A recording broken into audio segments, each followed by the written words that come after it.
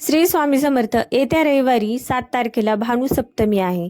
भानुसप्तमीच्या दिवशी काय करायला पाहिजे आपण किंवा या तिथीचा लाभ कसा घ्यायचा आहे याबद्दल सगळी माहिती पाहणार आहोत आपण. तर व्हिडिओ शेवटपर्यंत बघा आणि आवडला तर कमेंटमध्ये लिहायला विसरू नका. ओम भास्कराय नमः. चला तर सुरुवात करूया.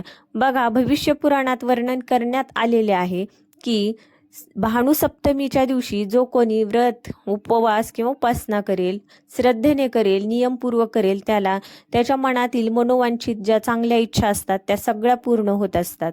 त्यामुळे हा उपवास आपल्याला करायचाच आहे आणि हा सूर्यदेवाची उपासना ही करायलाच हवी आपण. त्यामुळे आपलं भविष्य उज्ज्वल होतं आणि आपण सूर्यासारखे एकदम तेजस्वी होतो. त्यामुळे सूर्यदेवाची उपासना करा. तर ती कशी करायची आहे?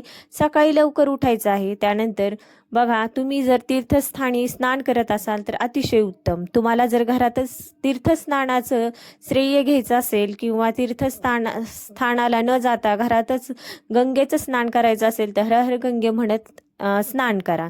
आणि तुमच्याकडे गंगाजल असेल तर तुमच्या आंघोळीच्या पाण्यात मिक्स करा आणि आंघोळ करा.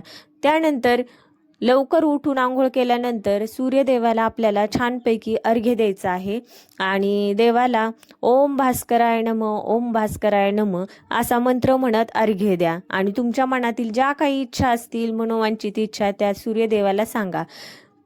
बघा, तुमच्या आयुष्यात हा एक क्षण असतो आणि प्रत्येक गोष्ट केल्यानेच होते, आधी केल्याची पाहिजे. बघा, सगळ्या गोष्टी मिळत असतात, प्रत्येक गोष्टीला एक वेळ असते. आपण जर चांगले कर्म करत राहिलो, व्रत वैकल्य करत राहिलो तर आपल्या आयुष्यात एक ना एक दिवस चांगला येतच असतो. त्यामुळे ही सूर्य उपासना नक्की करा.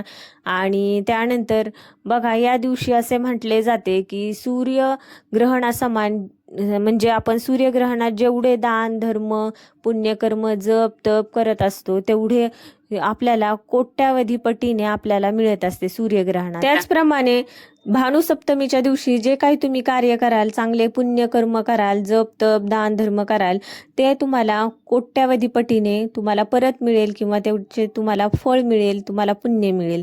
त्यामुळे हा दिवस सोडू नका, कारण भानुसप्तमी ही खूप महत्त्वाची मानली जाते. रविवारी येणारी जी सप्तमी असते त्या भानुसप्तमीला आपण खूप महत्त्व आपल्या भविष्य पुराणानुसार देण्यात आलेले आहे. बघा, इंद्र लोकात किंवा ब्रह्मलोकात किंवा रुद्र लोकात, इंद्र लोक म्हणजे इंद्राचं जिथे वर्चस्व असतं ते, आणि ब्रह्मलोकात ब्रह्माचं, आणि रुद्र म्हणजे शिवलोक, इथे तिन्ही लोकांमध्ये तुमचं उद्धार होऊ शकतो. म्हणजेच या ठिकाणी तुम्हाला गती अवगती नाही, तुम्हाला गती मिळत जाते. तुमच्या मनोवांछित इच्छेनुसार तुम्हाला ठेवलं जातं.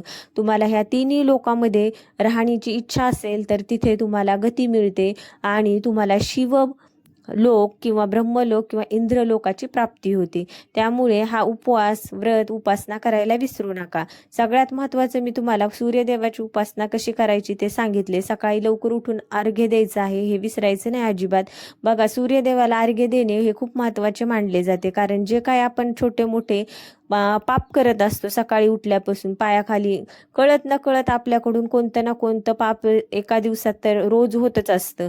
सकाळी चालताना आपल्या पायाखाली मुंगी मरू शकते किंवा काही ना काही आपण जेव्हा काम करत असतो एखादा किडा मरतो, काहीतरी होतं. त्यामुळे जे छोटे छोटे हे कळत न कळत झालेले जे पाप असतात ते सूर्याला अर्घ्य देण्यामुळे ते समाप्त होतात, ते भस्म होतात.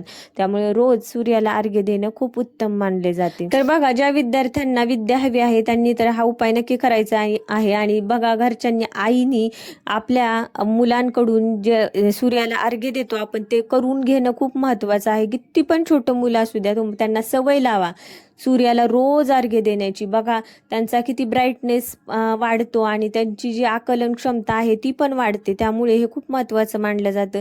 ज्या आईला उत्तम पुत्र पाहिजे किंवा सर्व गुणसंपन्न संतती हवी आहे, त्या आईने सुद्धा रोज सूर्याला अर्घ्य देणं महत्त्वाचं आहे, कारण त्या सूर्यासारखाच आपल्याला तेजस्वी संतान प्राप्त होते.